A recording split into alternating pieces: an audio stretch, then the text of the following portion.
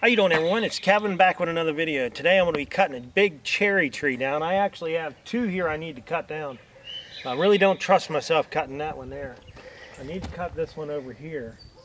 And the thing is it comes up and there's two branches. I might just try to cut the one and see if I can cut it, because I'm a little bit worried about it splitting in the middle.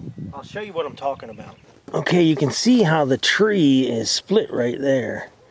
And it looks like it goes down pretty far into that. And I'm thinking maybe one's going to come off and then the other one's going to come off. But I might just try to cut this one on the outside first.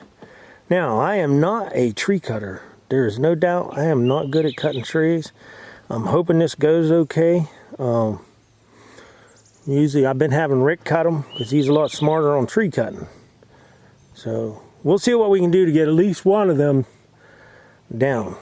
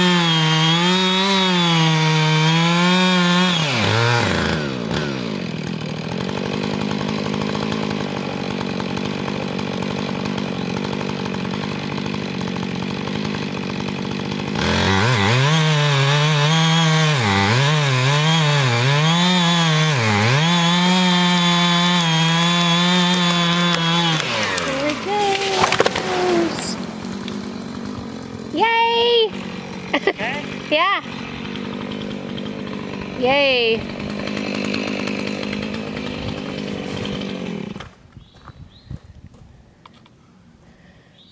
Well, that wasn't too imperfect. It landed right over there where we wanted it. With all the, yeah, with all the brush, yeah. So we don't have to drag all the tops over there. It's already there pretty much. I think I got lucky on that one. Yeah, that was perfect, yeah. You guys will notice me. I don't like to cut trees down. I never really did. I always, when I was gathering my firewood, I always looked for something that was already dead and on the ground. I just don't like to cut them down because scary. Well, I don't know exactly where it's going to fall, but it's scary. I know there's a lot of guys out there, and I would think that Dean had done a lot of this. And that's Timco. If you guys haven't seen Timco, I think it's called Timco. I don't know how you pronounce it. You got to check his channel out. I'll leave a link in the description down below. This guy does some awesome work with some silver. He likes to pour molds and stuff. You guys would love that. If you like my channel, you're going to like his. But I figure Dean has done a lot of this in his time. So, Dean, I know I need to get chaps on. I need to get a lot of that stuff. I've never really used any of that. Yeah, I don't have it. Yeah, but I'm sure that would save a life having that stuff on, but I mean, we're just doing our best to try to get what we can done here. But anyhow, we got that one down. We still have 2 more to go over there, but we're gonna go ahead and get this one cleaned up so it's not such a mess. Not all at one time anyhow. Yeah. So let's get cleaning it up. Okay, we got all the top of the tree cleaned up. We're just picking up the firewood now and moving it. And Kevin's gonna cut that big part into some, I don't know, 8 or 10 foot lengths for the sawmill. So then it'll be on to the other half of the tree. Hopefully we can get it in about the same place.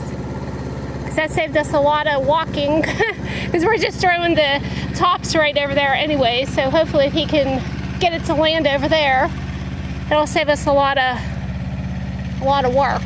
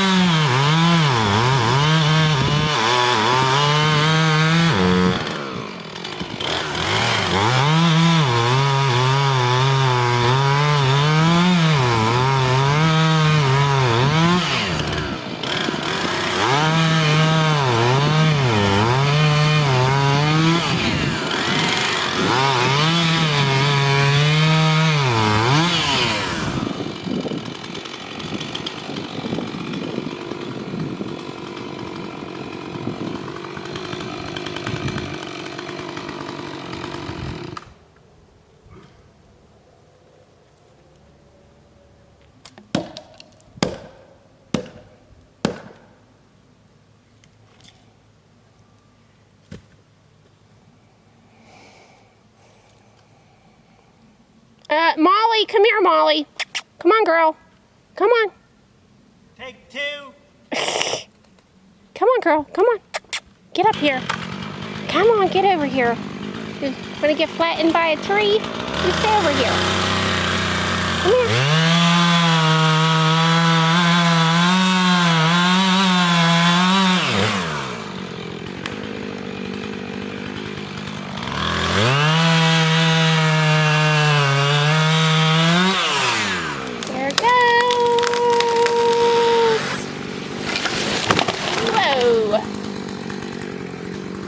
Good job. Another mess to clean up. About the same place. Yeah. I said another mess to clean up. I don't like cutting trees down. I don't either. They're hard work. Let's get to it. Get her done. All right.